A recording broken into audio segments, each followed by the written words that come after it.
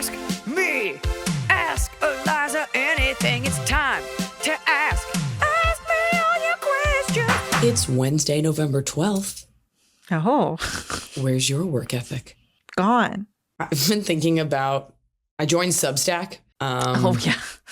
And I joined because Noah is on it and he's scooping up subscribers and writing really great pieces on nutrition. And he just wrote this really good one about how, and I knew this because he had told me, like, we are obsessed with eating like 3 kinds of fish and that's it. And like how much 3? It's like salmon, shrimp. I'm blanking on the other one. There's one other. But like that's like everywhere you go, you can get salmon.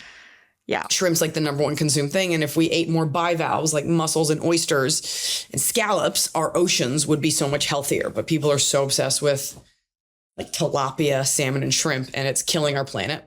So it's worth a read on his Substack. So I joined and I wrote a personal essay on what Christmas means to me. And I so enjoyed writing it that I thought I'm not going to ask for paid subscribers because I cannot consistently proofread my work. I'm not a writer in that way. But I think it's a nice place to do that instead of scroll. So I've been thinking lately about an essay about, there's a lot of essays written about women and busyness and like the hard work Olympics that most working women are in. You know, it's always talking about how busy you are and how sick you are. And it's like this thing that we muscle through, you know.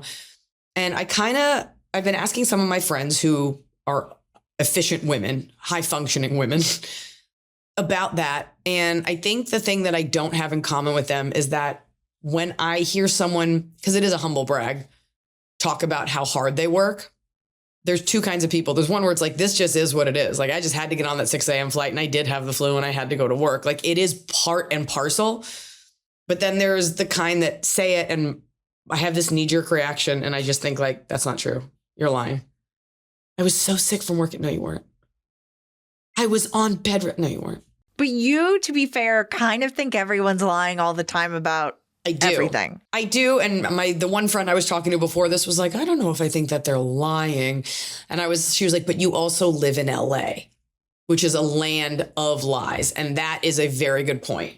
I just kind of want to explore that in this essay. And I think our readers would have something to say. Our listeners, sorry, there's no readers. There's something to say about that. I don't know. Like, you work really hard. You don't travel. You have a different kind of work, but you're also, I don't know if I think of you as a good worker. Yes. Like, I don't like to be a hard worker, but I am now, and it's exhausting me. You're diligent, I think, versus busy. Like, you're busy within the confines of work, but you also only have one job plus your podcast. It's not like I'm like starting. And this podcast. Yeah, But I had that thought the other night. I was like, should I be a Twitch streamer and just play video games on stream to make a few bucks? And I was like, no, you have to do work to set that up. I don't want to do more work. I don't know. I also think there's something like when you have a team behind you, I think the work is easier than when you have to self-start. And yet I have no doubt in my mind that nobody works harder than Taylor Swift or like Beyonce. But yes, when I hear like some like B-list celebrity that's like, I poured my heart and soul into this fragrance. I'm like, no, you didn't. You showed up. Somebody in a lab gave you a sample of 5 different vanillas. You picked one. Like, I don't know. Perhaps the hard work just tastes better when it's all your sweat versus a sweat of a team. I don't know. I'm trying to get to something there. I'm sure people will take umbrage with it. I was thinking about this today, actually, similar, because I went from a job where I was like kind of big fish in a small pond to small fish in a big pond. I'm like, I feel like you're supposed to want to be challenged and like, I don't know, and work hard and like really struggle and make successes happen. But also I see a world for myself where I go work at Taco Bell. No, you don't see that. Then at the end of the day, well, no, because the problem is I saw there was a job listing for the animal shelter I work at, and it was like paid like $30,000. I was like, oh, I can't do that. Can't do that and eat. I can't. Yeah. Then there's the other side of, I do believe that I'm a hard worker. I do what's necessary. It's not performative. And then when I do give myself a break, and it doesn't work out. For example, we went to Royal Izakaya in Philly, which is lovely. And it was cold outside. And I was like, oh my gosh, this is so nice to feel the cold. Let's walk back to the hotel. But my sweatshirt didn't close all the way. So I got a sore throat.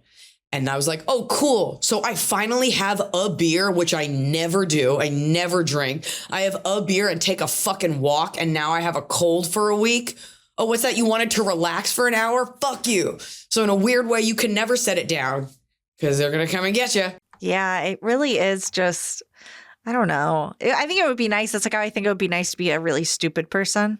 Stupid and hot with family And you don't money. have to worry. Yeah, my like God. you just are like, oh, I'm not stressed, whatever. Things just happen for me. And that is most people. Or you have a team generating stuff for you. Like just show up, put on, yeah, hair and makeup's exhausting, but just put it on, do the thing. Like I love walking onto a set and they're like, and I can just make something funny. Oh, I didn't have to write the whole thing and rig the lights myself. What a fucking dream. I think everybody should have to do stand up for a year so you can see how much nicer and easier it is to do literally anything else. I always thought about that when we first started working together because you'd be out at the multiple clubs every single night. Like you have to you put in that work and that's the difference. Like you were putting in, you were getting real-time feedback, you were incorporating it, you were developing, you were adapting. I see comics who make a lot more money than me that do not go out to the clubs as much. And so I wonder if I'm just an idiot with nothing to do. I think if you did a different kind of comedy, maybe, but I think the kind of comedy that you gravitate towards requires that finesse. Maybe I'm just bitter. That's usually what these things come down to. But I'm just an exploration. But as a woman, you're never allowed to explore the world of women without enraging all other women. So buckle up. Did I black out or did you start this conversation talking about Santa or Christmas? I think you blacked out. If only we had recorded this. I guess I'll find out. Well, because I thought you did, and I was going to transition into a Santa question, but now I'm like, why would you even talk about Santa? You know what? Watch this. Santa. Christmas is coming. Go ahead. Here's your transition. It's the magic of radio. Hello, podcast crew. Greetings from Colorado. We went to your Denver show. It was the first time I'd seen you do crowd work. It was impeccable. My question is, I'll tell you what. Yeah. Posted a clip in under 24 hours. It has over 1 million views. But I'd also like to say this. I never did crowd work because I was always like, oh, let me give you some polished stand-up. But since the world now is obsessed with crowd work, just know like any comic worth their salt should be that quick. So in a weird way, I'm like, I guess people are impressed by this. This is just how I am, but I'll keep doing it. Because in my mind, people first started doing like crowd work clips on social because you don't want to burn real content, right? Like it's not a piece that you're going to sell. But if you pay attention to a lot of crowd work clips, there's a lot of editing. Mm-hmm. There are going to always be cuts because maybe you asked them a question. Maybe the audience member didn't have the answer. Maybe you skipped something. But like good crowd work clips are longer clips because you're just getting laughs and laughs and laughs. If you see someone splicing together tons of their crowd work, that's like being like, I'm a class clown. And you're like, if I splice together every funny thing I ever said, yes, I have 60 seconds. So there's good crowd work and then there's just crowd work. Yeah. It's not my favorite thing if I'm at a show in person, but online is different. It makes me nervous. Makes you nervous, yeah. I'm scared that the person's going to screw up. Like, I just will never forget going to a one-woman Sybil Shepherd play where it was just her talking for 2 hours and it was her testing it and, like, stuff kept getting messed up. And I was well, you know, Sybil Shepherd, the world's top-selling comedian.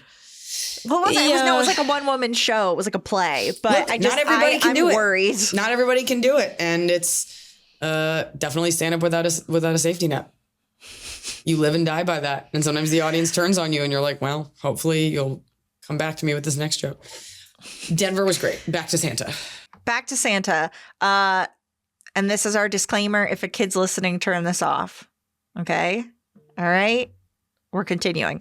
Growing up as a Jewish kid, how did you learn about and then handle the topic of Santa with regard to being around kids who believed? Did your mom tell you or guide you? Did you just intrinsically know? Did you have a whoops moment and figure out how to navigate about not revealing it to your friends? Very curious how this worked for you. I would have signed off as your shiksa friend. My Jewish college roommate seemed to use it happily and nicely to talk about the non-Jewish roommates, but was recently told that was actually a negative word. What's your take, please? With love from Colorado, Ashley. So two different questions. I don't ever use that word. It does feel a little antiquated. It's not like a bad word. It's more, I always feel like I hear it in the term of like shiksa goddess, which is like how Jewish men date non-Jewish women. That's the only way I've ever heard it. It's like, fine. It's kind of like gringo.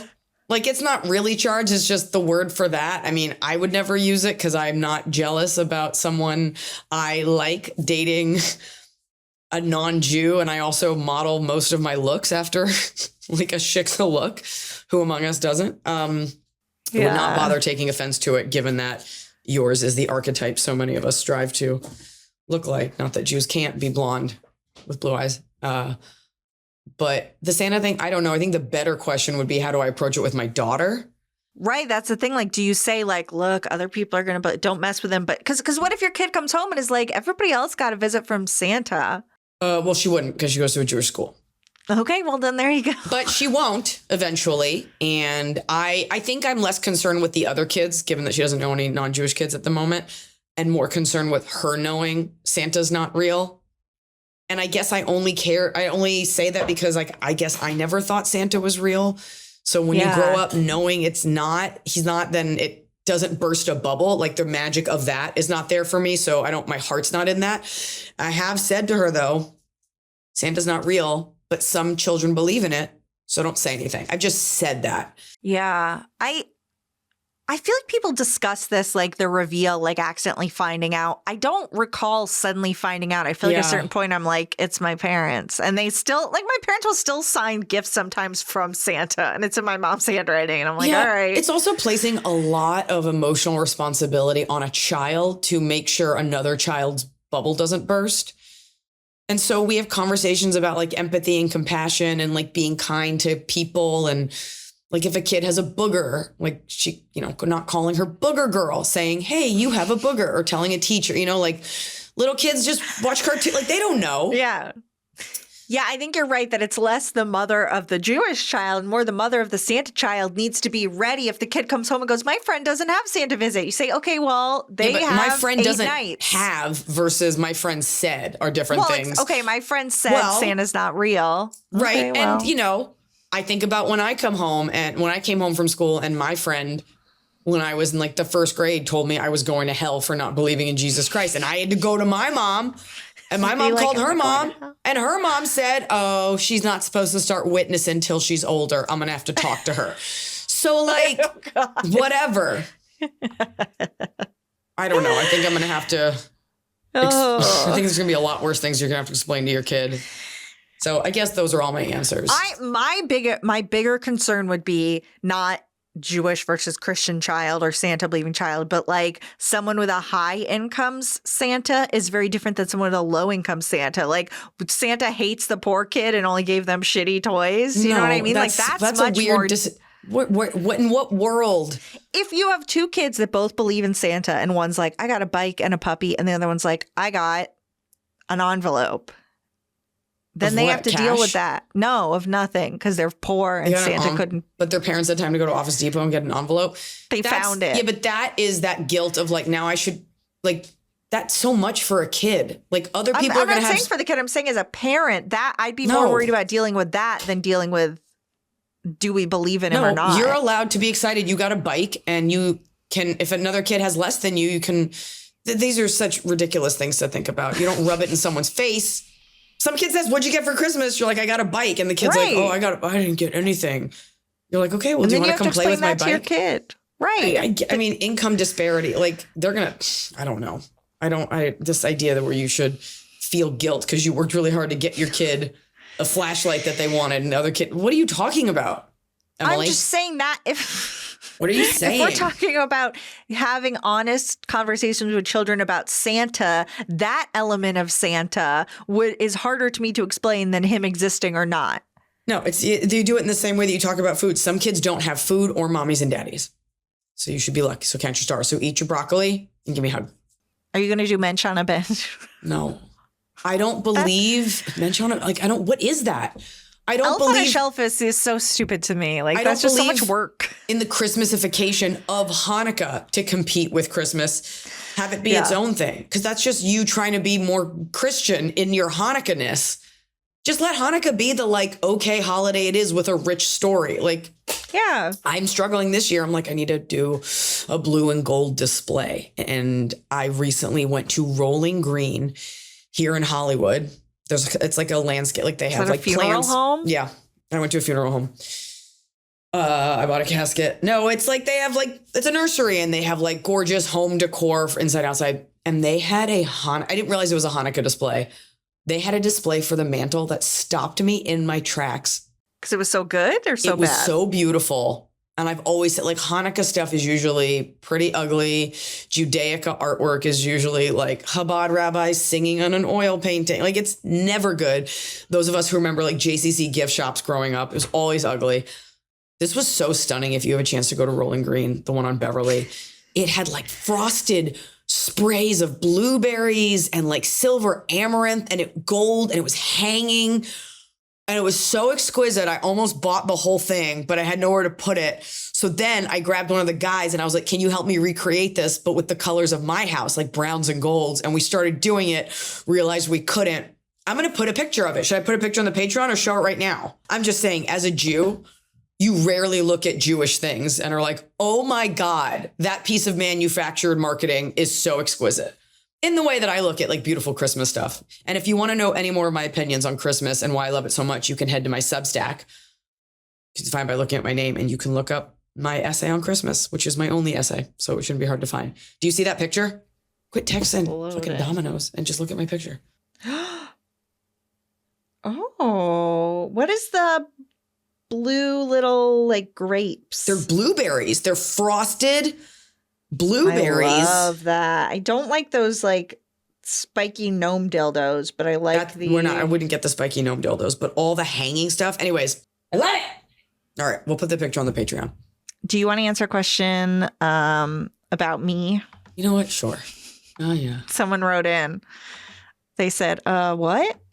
I just want to address that Emily talked about a couple who slept on bunk beds and the husband killed the wife and then killed himself or something like that. And you guys just kept on talking about other stuff like that never happened. I've been thinking about that a lot ever since the episode, and I don't know why. I love you guys. We glossed over it because Emily it happened years ago, and she's mentioned it many times since. So anybody that's a super fan of the pod already knows that Emily's neighbor killed himself.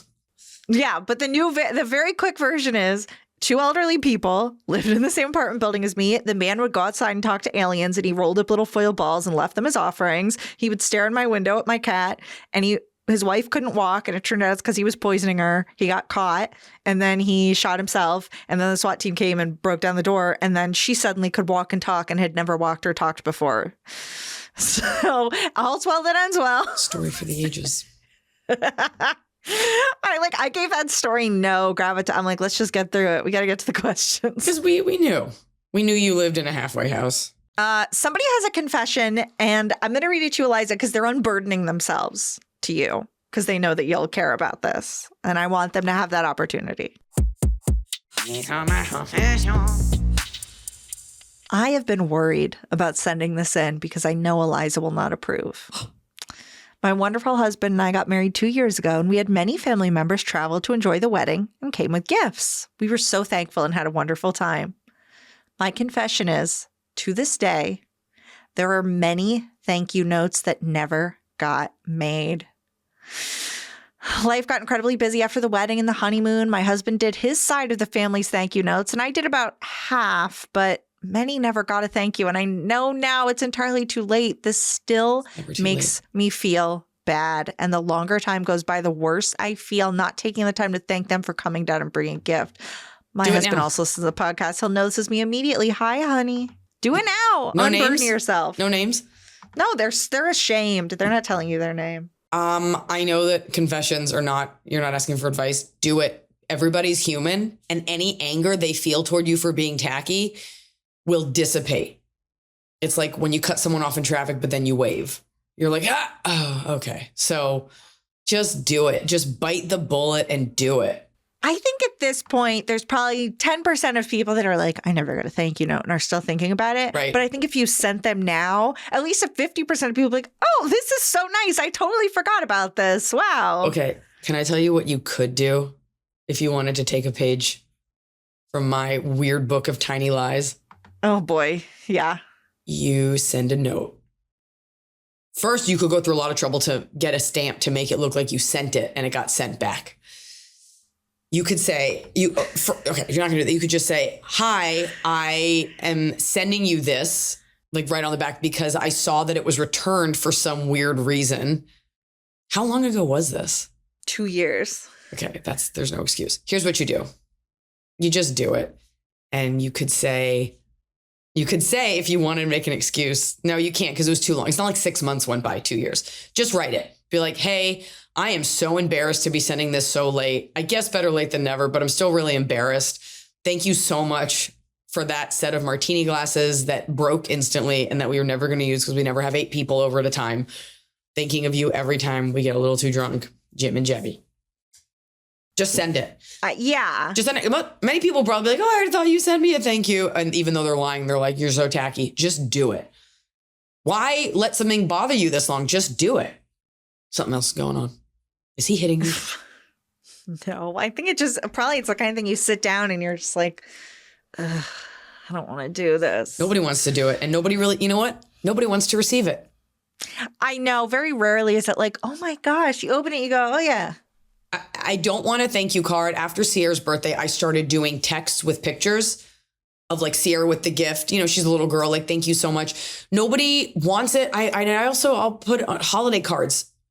We have the internet now, so that I know what's going on with you. And you don't need to send me a picture of you and your like 2 kids and like a letter, like an update, like what's been going on with the Thompsons. Like, I know because I muted you, but I knew what was going on.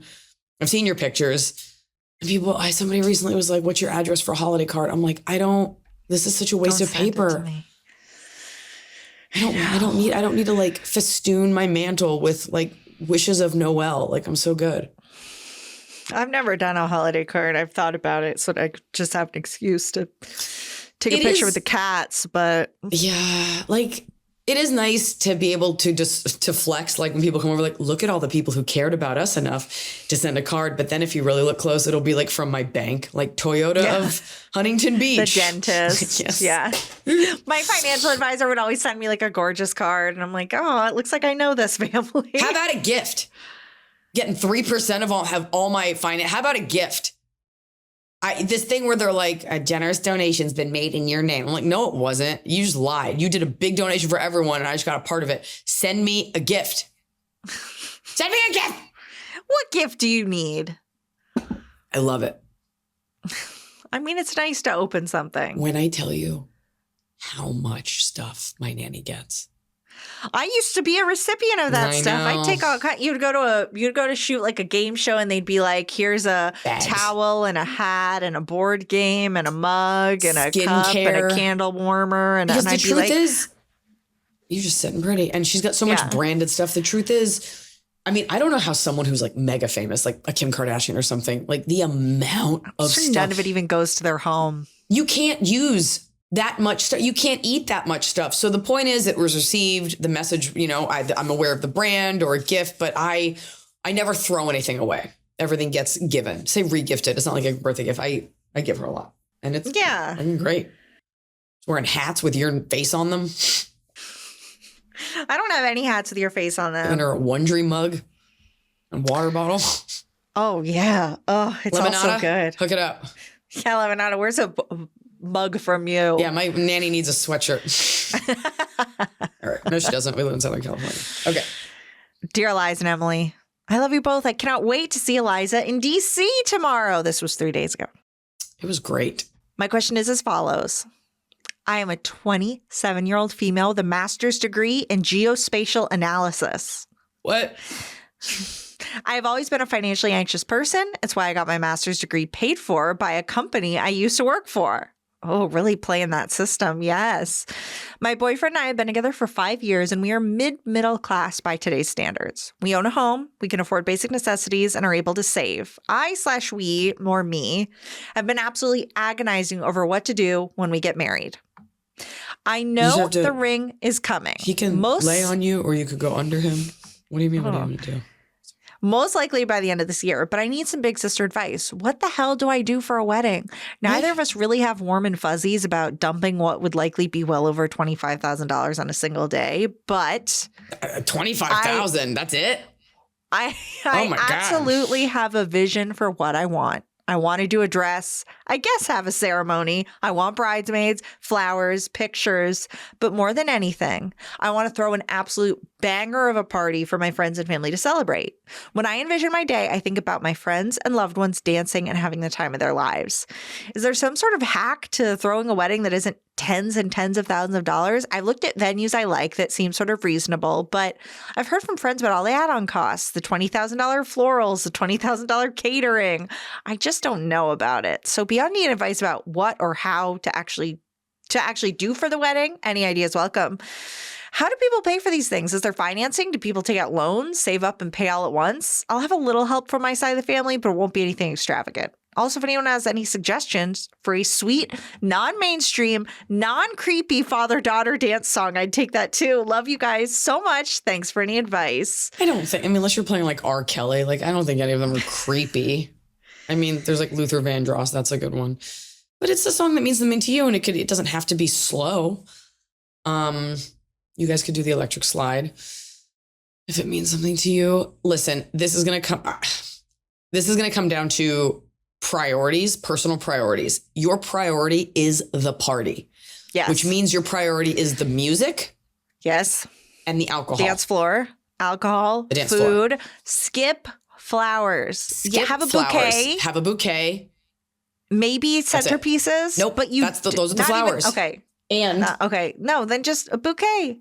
You could just have pillar candles. I mean, I don't know. And I mean, there's cheap floral arrangements, but it also comes down to like the venue. You know, can you do it all in one venue and turn the room over? Yeah. You know, like they all go to a cocktail hour on the courtyard, turn the room over. You know, I think it's about cutting corners where you can and thinking about what matters to you. Yeah. You could also like, you want all the bigness of a wedding. You want the bridesmaids. That's the thing. Well, you could always do a very small service and then the party, just invite people for a party, like a cocktail party. Why does everyone have to eat? Yeah, Come for a party. I'm thinking about what you said. I mean, you could have centerpieces that are like you buy some succulents at somewhere. You know what I mean? Like don't buy into the flower industrial complex for all of that. I mean, look, there's always flower markets that are like cheaper than buying arrangements. Do you have a friend that could do arrangements? You know, maybe that could be your bridesmaid's duty without making them work too hard. Yeah. I don't know. I kind of like my idea. You're inviting people to a party with an open bar. Is this any different than them going to a club? No. So get married at the courthouse in your beautiful dress. Not everybody's invited to the service. That's fine. Nobody cares about a service. And then invite everyone else to the. But she wants the photos. Take the photos with your bridesmaids, have a photographer there. People are invited for light bites and drinks and a dance party. Yeah. Well, I also wouldn't rule out, you know, Iliza, at your wedding, you had that pastrami bar. I think even if you're doing light bites, having some kind of truck. I was at a wedding that had like a churro truck. Having some kind of truck, I think keeps people dancing and active and engaged. If you're just doing past apps, they're going to be like, we need to go and find a pizza. Yeah, you could do that. I mean, people are going to be leaving that building to go outside and wait in line for that truck. So there's that. Or, you know, they could always set the food up inside like a taco truck. I don't know where you live or are looking to get married, but I like my idea. Yeah. The truth is, if you want all the things of a traditional wedding, you're going to have to fork it over in some capacity. And honestly, I know you're not going to want to hear this. You want the dress, but that is your greatest cost. And you'll wear once. Why is there no wedding dress rental site like a Rent the Runway? Or try Rent the Runway and do a white dress, you know? These are just things. This is just the way it is. And you could do a lot of tap dancing around it. Maybe you'll save a couple $1,000s, but focus on the things that matter, which is the big party, and cut costs everywhere else. And honestly, if you want to do like wedding dress try-ons, you can just go do that. You don't have to buy anything. Go try one to see, maybe, you know, but I think once you put on like a big cupcake wedding dress, you're going to be like, oh. Maybe. The ultimate, people are going to hate me for saying this. I think the ultimate waste of money, and this is that sunk cost fallacy that we've talked about, is when people get the beautiful dress and then do an outfit change for the party. You're like, no. Right. Keep that dress on. Keep that dress on. You can only wear it once. I don't get that. Don't you want it in all your photos? I don't get that. And by the way, it's never dope. No one ever like puts on like sneakers and a short skirt with shorts and they're white. And you're like, wow, what a transformation. You're supposed to be You're not uncomfortable in a big Cher. dress. Yeah. But make sure you can dance in it. And do make sure you put on sneakers. You do not need to be in shitty white high heels. Yeah, you can do it. You just have to be smart, discerning. Another thing will cost you, but you'll have less guests to pay for is a destination wedding. I mean, so these are all just start Also Googling pay for a around. decent photographer, but see if you can find someone to recommend you one rather than going on Yelp. Like, look at your friends. Do any of them have really good photos? See But who listen, did theirs. you get what you pay for. Yeah, totally. So, totally. just But know you don't want that. someone to flake. Mhm. Same for DJ. DJs have like a lot of weird rules. So you got to find They one really you vibe do. with. Also, yeah, definitely do interviews, but also I would not skip a videographer. I didn't have one because I was like, who cares? And I kind of wish I had a video I of guess all it these people I'm not depends friends on with anymore. And that's it. I mean, how long ago was your wedding now? 2018. 2018. Okay. Yeah. 7 years. Don't you like shed friends every 7 years or something? Isn't that a statistic? Yeah. One for every mirror I've broken. To kid or not to kid?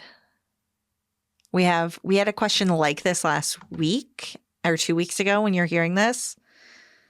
No, last week. I think this is interesting that another person has kind of the same struggle. So let's see if we have the same answer for them. I saw Emily's plea on Instagram for more questions, and this is a hard one that I don't know if anyone can answer. I think also important to call out here, guys, don't wait till I send out a plea. You can send in any of your hard questions anytime you want, and then Yeah. maybe we just will get scared and won't answer them. But please send them. Emily has and no we'll- problem lobbing some hardballs at me, so just load them up. Yeah. Go for it. Since I was a little kid, I've wanted to be a mom. I found the love of my life when I was 35, and we got married when I was 38. I'm now 40, and we've been officially trying to get pregnant since January. Prior to this year, I was on a GLP-1, which for anyone who doesn't know, it's like a Wegovy, a Mounjaro, a It's a weight loss medication. weight loss medication, to address my obesity issues that I've struggled with since puberty. I lost almost 70 I'm sorry, what pounds. was that word? Puberty? Yeah. I flavors like just kept pewberry. going. Pewberry, ew. Puberty. It's just such a horrible word already. It's awful.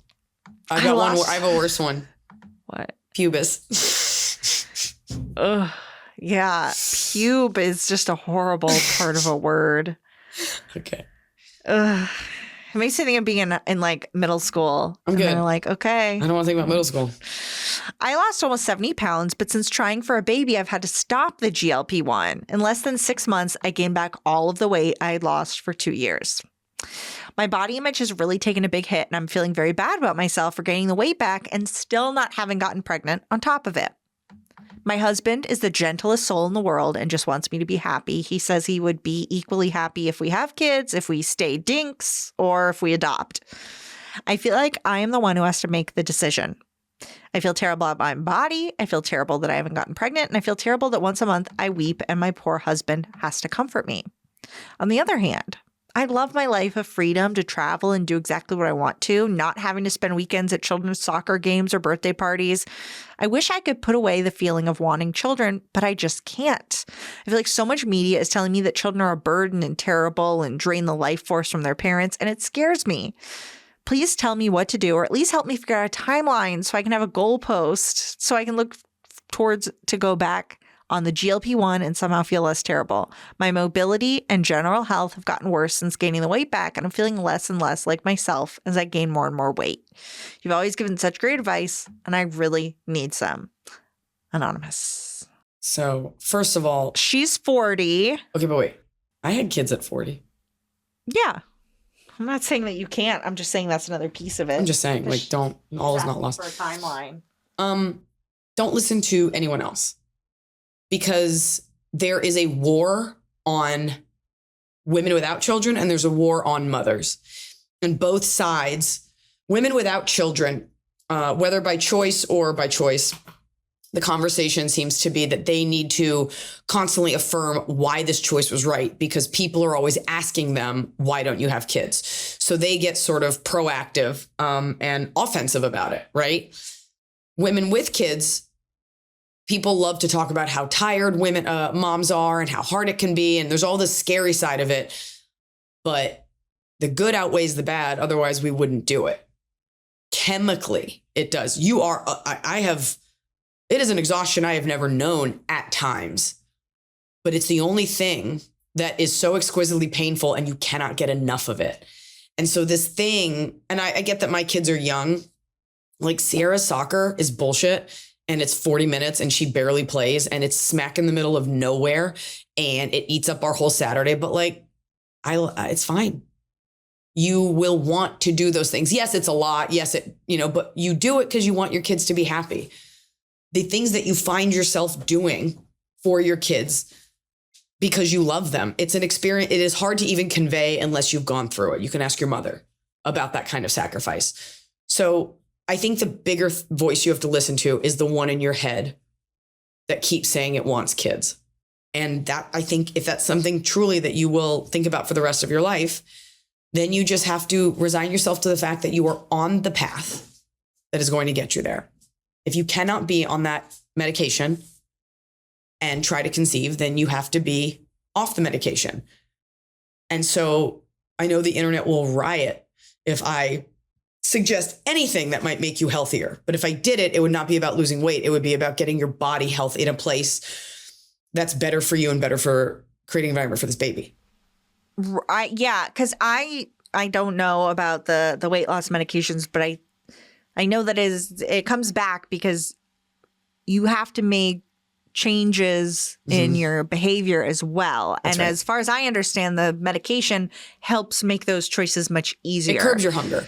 Right. Nobody wants to say these things. It makes you eat less because oftentimes it is about calories in versus calories out.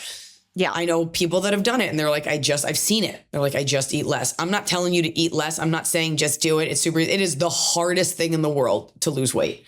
And that's a very big other piece to this. And I don't think that it should keep you from having kids. Like the weight loss, you not feeling good in your body, that's horrible to deal with. But that's not why you shouldn't have a kid.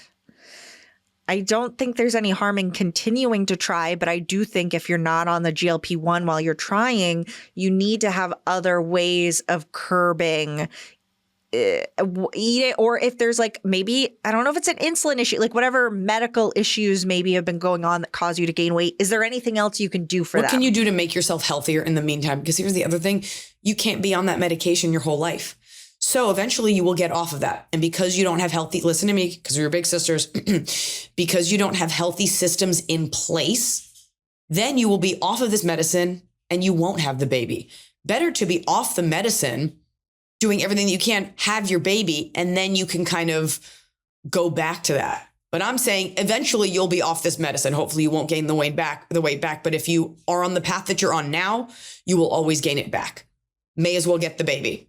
You're dealing with so much. You're stressed about the fertility. I'm not surprised that you're not at your healthiest. But that's not the reason to not do it. I would highly suggest, look, I'm not saying you're not doing this, but we only have the information that you've given us. You need to move your body. You need to start walking. You need to do it every night with your husband. You guys need to build it in. You need to set some boundaries in place somehow, something, knowing now that you feel so bad and that you did gain all that weight back. And you know what? Being depressed is valid and hormones fluctuating. This is all valid, but we've seen what it's like off of it. So now the question is, what are you going to do about it? And are you at least going to get a baby out of it? Because in 5 years, you might be in the same place weight-wise, but you could have that baby. Right. And all things, let's say that you have the baby and you don't have any postpartum or anything and you're mentally super pumped. Are you going to, you probably can't go back on the thing while you're breastfeeding. Like, I don't know if it's your doctor or that you need to have other backup plans basically right now while you change around what you're doing. I'm saying normally I'm like, I can't tell you what to do. And I'm saying, try to have that baby only because you want your baby. You want a baby. And you're making a life-changing decision to not have it based on a set of data points that you really only have half of. You know what it's like to not have a baby and have that freedom, but you don't know what it's like to have the baby. You only know the fear and how bad you've been told by other people, but there's still something in the back of your mind that's like, I really want my own baby. And that's legitimate and that's biological. Yeah, I think that's very interesting that you notice all the like, oh, parents are tired, because I don't really think about any of that. But It's not true. I mean, people wouldn't keep having kids. I think they like spending time with their children. It's the best. Like, even when it's hard, it's the best. And you'll get tired and you'll get angry. Yeah. And like, this is just like life on this planet. That's like saying when people are like, I hate people. It's like, well, sometimes people are the best. And yes, sometimes they're the worst. The difference is these ones will have come from your body and you will be so obsessed with them. Or you adopt, but either way, you could get one of those kids that's like, You still have the, that like 1 in a million where bond. it's a little serial killer and it's like, I don't know, mommy. Sure, whatever. I'm just saying, adopt, get, whatever. Sounds like you want to have your own kids and you should give it the old college try. And you need to relax. You need to find a place to like a mental place to get in this better. And as far as you having to make all these decisions yourself, because your husband is like, I'll do whatever. That's very sweet because he's supporting you, because he knows that there might be a chance that you can't. So he doesn't want to, frankly, deal with it when you're like, I can't. And then you're like, but I thought you wanted this. Like, you're in a weird way backing him into an emotional corner. He wants you. My husband was the same way. He obviously loves our kids, but he was like, Iliza, he's like, I always want to have kids, but if you didn't want to, I would have been fine with that. Men tend to be fine with it. So it's not that it all falls on your shoulders, but true feminism, it is ultimately your decision because it's your body. Yeah, I also wonder if when you were first having conversations with with a doctor, you were at a different weight. I feel like you probably want to go get like some fertility checkups now at your current weight and see, because that could be a factor in why you're not getting pregnant as well. Go see a specialist. Yeah. This is what I forgot to give that advice. This is the That's advice. your favorite advice. It Yeah. is. Because when I couldn't get pregnant, you see your gynecologist, they're like, I don't know, you don't have cancer, you seem fine. And then you go see a fertility specialist, they're like, oh, you have a polyp on your ovary. Go see a fertility specialist. You will probably have to pay out of pocket. You have the money. Do it so you get the exact information you need for your body, not a general, like, I don't know, lose some weight, come back in 6 months. Yes. Go do it. Yes. Get that info. That's exactly what you need to do next. Next. Gavel bang. Hi, Eliza and Emily. I would like this to be anonymous, and we'll have to make much of this question vague for fear of dropping traceable clues. I will tell you, I'm male and mid-50s. Okay. Many years ago, I became an important contributor to what at the time I thought was a fantastic piece of mass media. That contribution was in assistance to one of the key contributors on the creation side of that media. Assuming this is like a magazine or a show, or a site. Okay. In more recent years, the key contributor who I assisted got fully and completely canceled for personal conduct outside of that media that happened long after it was made. Okay. While I had stayed in email touch with that person, we hadn't seen each other in person in a very long time, and the conduct they've been canceled for happened after then, and I had no knowledge of it. By the looks of things, few, if any others, knew of it either, other than the people this person did it to. While I don't think they did everything they've been accused of, they did admit to enough of it to fully deserve the cancellation, in my opinion. My question for you is if you or anyone you know has ever been part of something artistic they used to be very proud of, but now has had that pride ruined by the cancellation of someone else who worked on it. And what the hell are those of us who put a lot of work into that art supposed to feel and do now the world has turned against it because of what this one person did? Does there ever come a day where you can feel happy about that art again? Best Anonymous in the Upper Midwest, U.S. This is interesting. I guess, to whom are you speaking? Like, are you at a job interview and you're like, we worked really hard on that Puff Daddy album. And they're like, well, Puff Daddy was like federally indicted. And you're like, be that as it may, I did the drum loop on that track. And that has nothing to do with me. In my mind, it's just something that brings him happiness when he thinks of the work that happened on it. Like, this is something that like, if you and I had a bad relationship now, and I looked at like my signed picture of you or my shrine to you, I would be upset looking at it. Do you know what I mean? Like, he had this thing that was like an important part that he's like proud of, that was cool, that was a creative artistic endeavor. And now it's just spoiled because he thinks of how it went awry. I mean, can you separate those? Can you compartmentalize the work that you did, the bonds that were created? You know, I think about like good on paper, right? when did we win an Oscar? No. But when I think about the fact that like I wrote that movie, by the way, I never applaud myself. I think I'm garbage. I think I've done nothing. That's aside. That's a whole other thing. But I wrote a movie. I got to make it with fun actors and I got to. Great cast. And we did really well. And my point is I don't associate any of that with the pain associated at one point with that disgusting person who perpetrated all that. Right. So I've compartmentalized it. I worked through it. I think that you are allowed to. Don't let this person take away your joy. Like I contributed to this. I did work we were proud of. This was the #1 show, song, play, whatever. Because of the work that me and a lot of people did who that person betrayed, that should be separate. And anyone that you would have to explain this to, I think would understand that. It's not like you were like, we were a part of the mob that murdered that journalist in Saudi Arabia. Like you made something positive and then found out the person you were working for betrayed you by having done something. You're saying they did something awful after the project?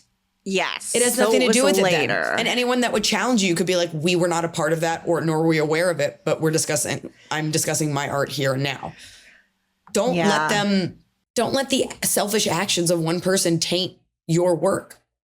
And by the way, the fact that you're writing all this makes me think like you do have pride for what you've done. So just keep thinking about that and only think about that. And one day when you think about it, that's all you'll think about.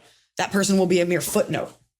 I mean, I think the big one that is not something that someone created, but it's like J.K. Rowling, the people who have tattoos of that book, you know, and now we're kind of like, the book meant something to me, but now it's associated with this. Like she wasn't a TERF until well after. Yeah, but the difference is you didn't work on the J.K. Rowling You don't work book. on it. I know. Well, I will say, you know, I worked for a company that put out a bunch of Blu-rays and stuff. And I was kind of like, and I have a whole shelf. I have 500 plus Blu-rays for this company. And I was like, I don't want to leaving have a negative association with it because I'll have to get rid of 500 But you won't. plus You'll Blu-rays. watch those Blu-rays. You're not going to be thinking about that company. I mean, I think there's no one can dictate the joy that you hold in your heart from having worked on whatever this media, you described it so weird, is. They're trying to stay so anonymous. And like, if anybody ever like calls you to task for that, it's actually better that they did something after, because otherwise they'll be like, oh, you were complicit. You must have known. How could you not have known? And so you're just like, we had no idea. He did it after, but it doesn't take away from how hard me and my team worked. You don't owe anyone an explanation for someone else's actions. I'm like trying to stalk this man to be like, what did he do? What was he involved with? But I haven't been able to find it. Also, the truth is so many people get canceled and the news is going so fast. Probably no one's ever going to ask you to atone for their sins. In the way that you'll never hear an interview with a mega star where they're like, hey, that movie was really bad. What were you thinking? Yeah. Like you don't have to answer for other people's art or mistakes. Right. Yeah. I think it's tough. I think it's tough to have that kind of the rose-colored glasses you viewed something with kind of changed by someone. That sucks, but it's like it is what it is. You ever get in a fight with like your mom or your dad and a bad one? It doesn't change that maybe it does, but it doesn't change that you love them. Get in a fight with your spouse or something. It doesn't change that I love you. You just did something shitty. Yeah. The bottom line is you don't owe anyone an explanation. And the fact that you still feel these things means that you should just separate the two. That person sucked, but we made a great show. Which is or usually magazine the takeaway. Yeah. Well, yeah. And it's also fleeting. That person could be the best person ever, and everything has to come to an end, and nobody thinks about it anymore.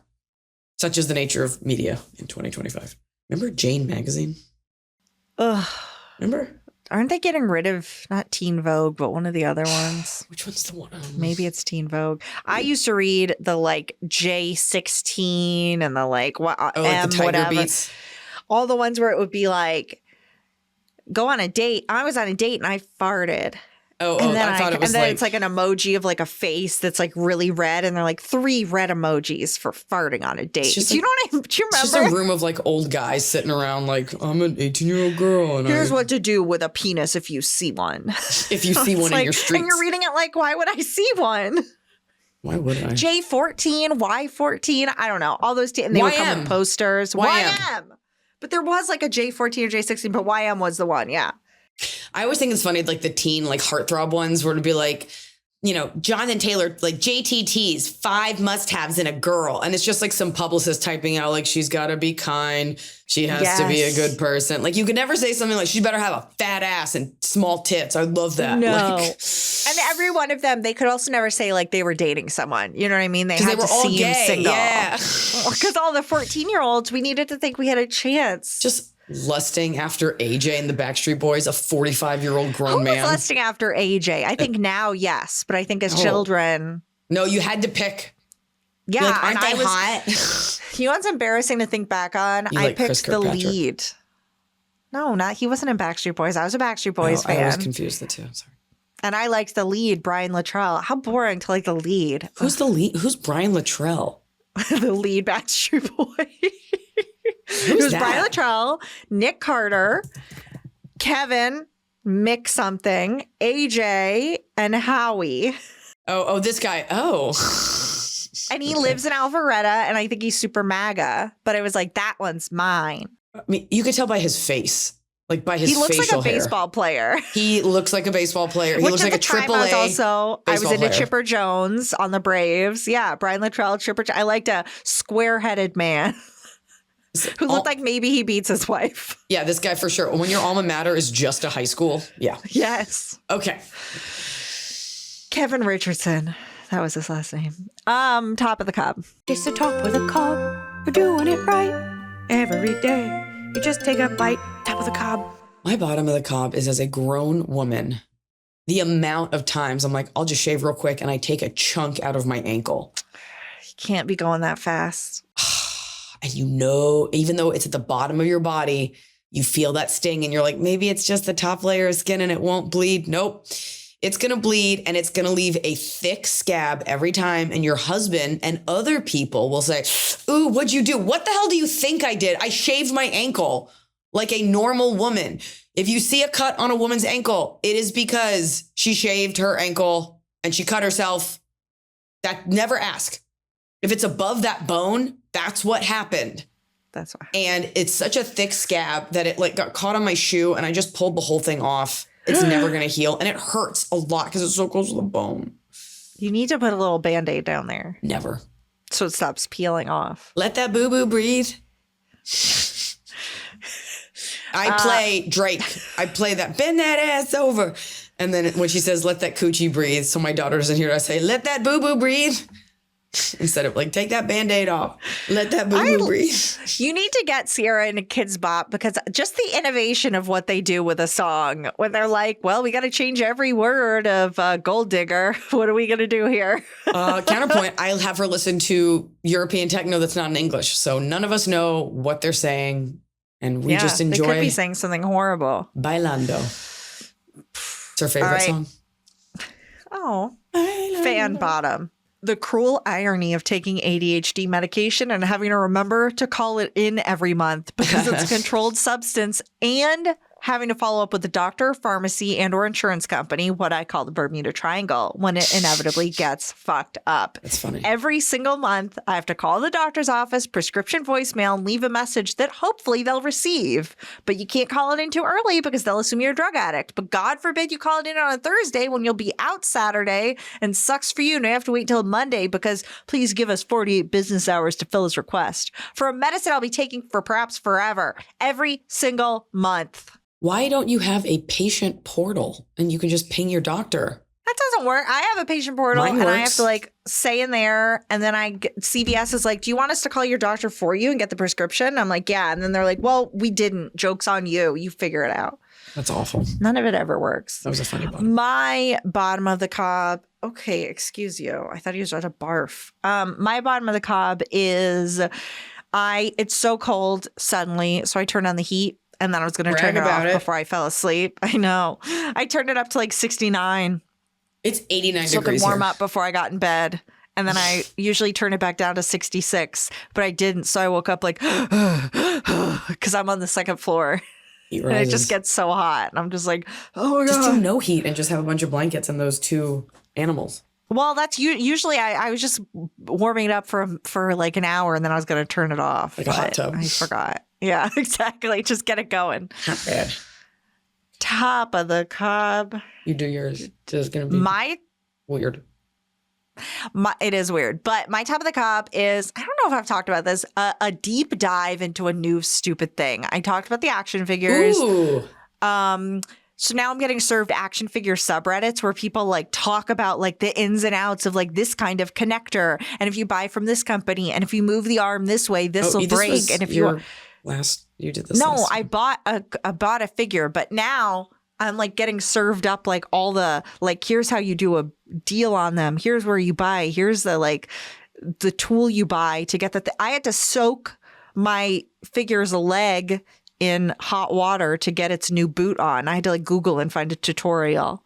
So just like picking up all these new little specifics of a hobby. I'm also getting served a lot of baseball card subreddits. Are you into and people that? grading cards. Are you into baseball I collected cards as a kid, but they're grading cards. So I'm seeing like, oh, this is a PSA 9 because the corner has a smudge. And I'm like, oh, You are into it.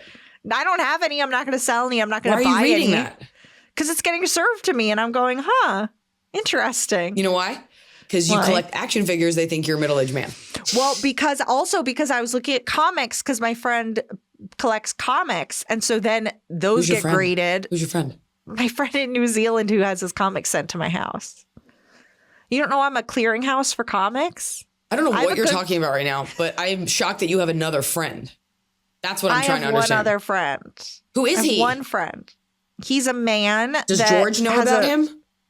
Yes. He's a straight man who has a wife and children.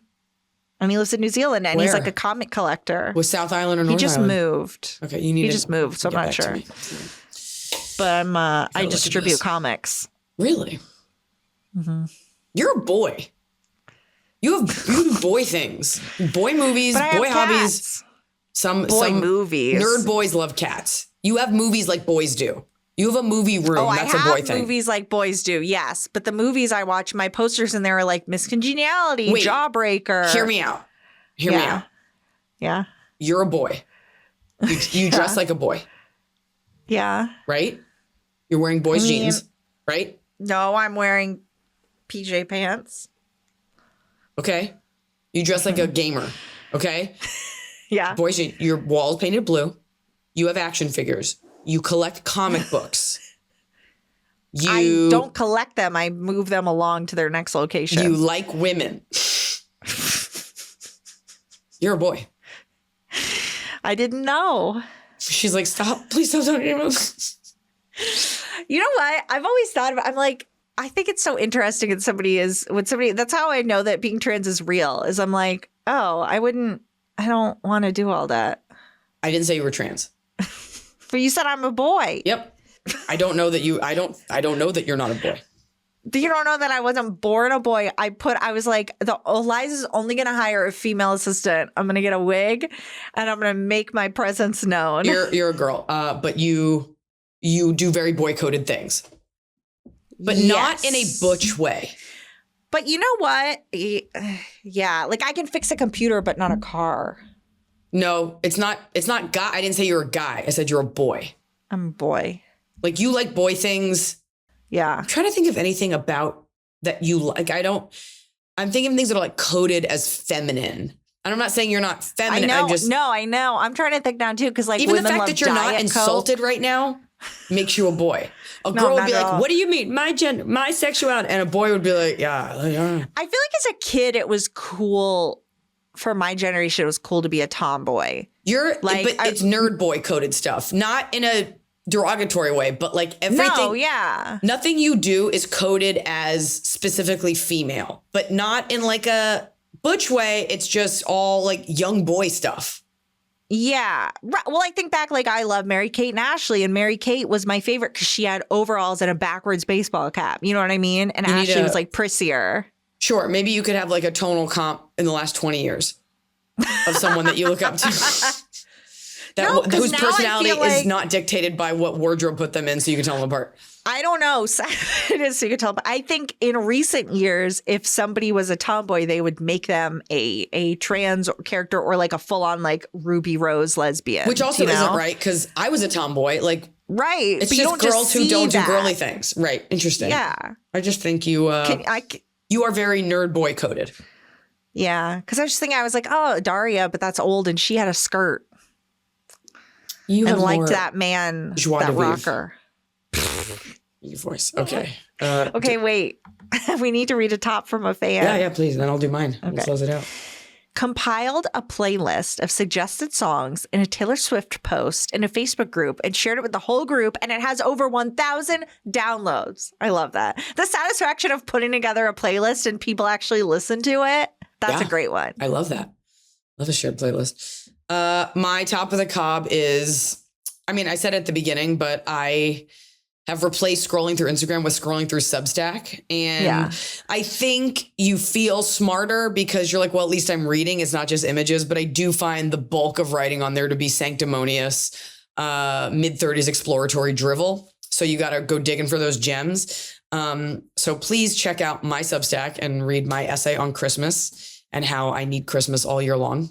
I guess that's my top of the cob. The other top of the cob, and I say this with no vested interest in what you think of this person or your politics.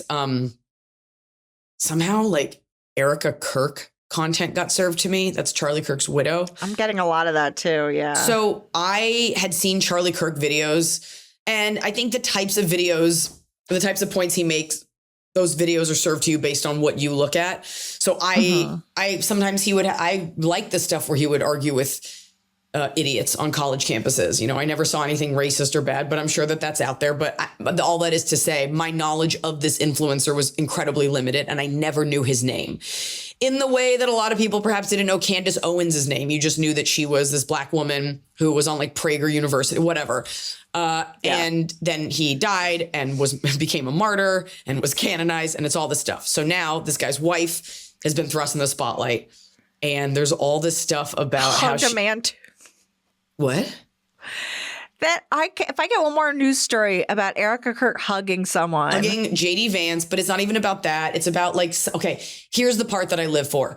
Conspiracy theorists are never able to draw a real conclusion. So it's a lot of pictures of admittedly bizarre behavior, like her handling vials and vials of blood, or a picture of her crying at her husband's open casket, which is a strong choice for someone who got shot in the neck. But like, who took that picture? Right. Or did you ask them to? It's like a lot of weird things. And then people run with like, there's the Star of Ishtar shown in her symbols. And what does that mean? But the articles about it are always like a Pinterest smattering of requiring that you connect the dots. They're like, do you see it now? I'm like, why don't you just tell me what I'm supposed to be seeing, other than a girl whose family was deeply connected and they were set up, and she's probably a weirdo. Like, sorry, she wasn't this like homemaking trad wife that you envision her to be. Turns out they had bigger political ambitions. But I just think watching people spiral, realizing that someone online wasn't what you thought they were. Yeah. I do love those when people pull out the like receipt. Like I've fallen into this rabbit hole for Taylor Swift a few times where I'm not even, she's fine, but there's like so many conspiracies about her relationships with other people, and people are like, she had a secret relationship with the actress from Glee, and here's the proof. On this date, they went to this place together, and then in this song, she talked, and I was like, this is like when you read a book in English class and you're like, here's all these themes. The person who wrote it was probably high on coke, and like, you know, like you've made a court case out of two photos of like drunk women walking like, to a limo. You can create any connection you want. Like that's like saying Lavender Haze, that song. Like a lavender marriage is about a couple who's married to conceal that like one of them is gay. So is that whole thing about dating a gay? Like you could do that all day long. And all conspiracy theories are born out of people having gaps in knowledge. And that's also where folklore comes from. People trying to explain where rain comes from or what a seizure is. So you're like, oh, it must be the devil. Why are those the two? It's so funny to me. You're like, I listen to Aaron Mahnke. I haven't in a long time, but that's what it is. People make up stuff, and then you're like, great, can you prove it? Can you do anything scientific? And they're like, no, but do you see it? I'm like, do you see what a lunatic you are? Yeah. Chances are it's not a satanic cult. Chances are, like, I just don't think all these people are like, oh, they're in this cult, they're part of this, they're in the secret. Like, if these secret clubs let all these people in, they wouldn't exist anymore. So it's like, not everybody's in a secret cabal. I will tell you, as a Jewish person, I have been invited to many, many meetings at private homes, at agencies, and they are never cool. It is never like, and here's how we're going to take them down. It's like, do you want to watch a screening of another Nova documentary and there'll be a light reception after? Like, it's never like, and here's how we're going to take them over. It's like, how can we join hands with everyone? I'm like, where is the dark side? Maybe I just don't have enough money. Who knows? Yeah, you're not at that level. You're not at the billionaire group level. I think it's just that, which sees no religion. It's just. Yeah. Oh, that's just money. That's just human trafficking, by the way. That's the thing nobody really wants to talk about. All right. Oh. See you in Boston for 2 shows at the Chevalier, a movie that looked really good that I don't think anyone saw. See you there, Boston.